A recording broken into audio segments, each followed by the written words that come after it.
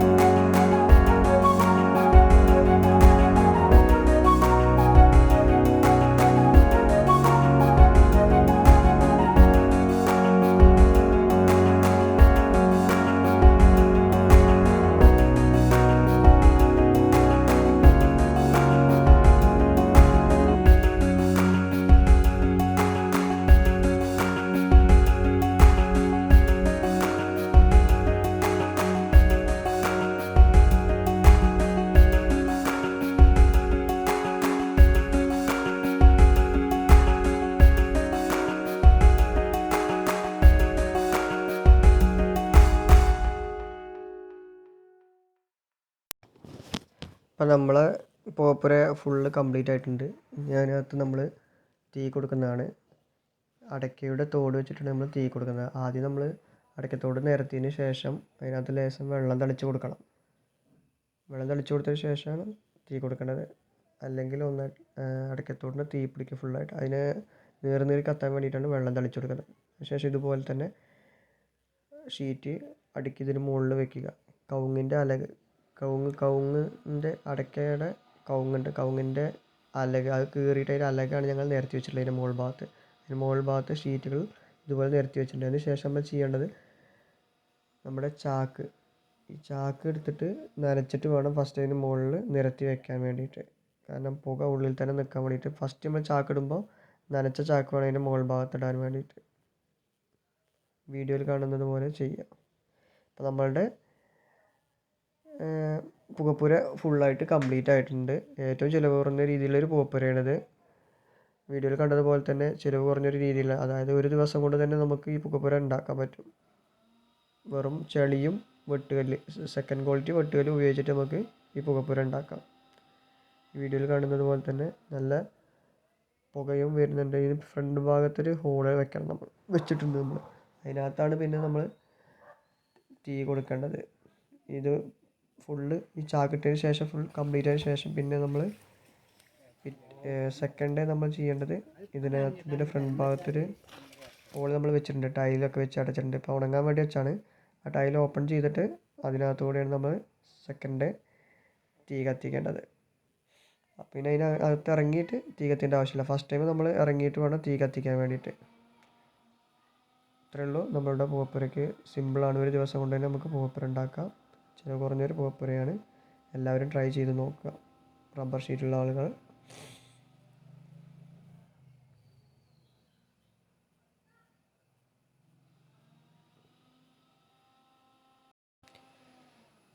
നമ്മുടെ പുക നല്ല രീതിയിൽ വന്നുകൊണ്ടിരിക്കുന്നുണ്ട്. ഷീറ്റിൻ്റെ കറക്റ്റ് ഫുള്ളിലായിട്ട് കറക്റ്റ് പുക തട്ടിക്കൊണ്ടിരിക്കുന്നുണ്ട്. ഇപ്പം നമ്മൾ ചാക്ക് ഫുള്ളായിട്ട് കംപ്ലീറ്റ് ആക്കി ഇട്ടിട്ടുണ്ട്. ഫുള്ളായിട്ട് പുകപ്പുരയുടെ മുകളിൽ ഫുള്ളായിട്ട് ചാക്ക്, നനച്ച ചാക്കാണ് ഇട്ടിട്ടുള്ളത്. നമ്മുടെ പുകപ്പുര ഫുൾ കംപ്ലീറ്റ് ആയി.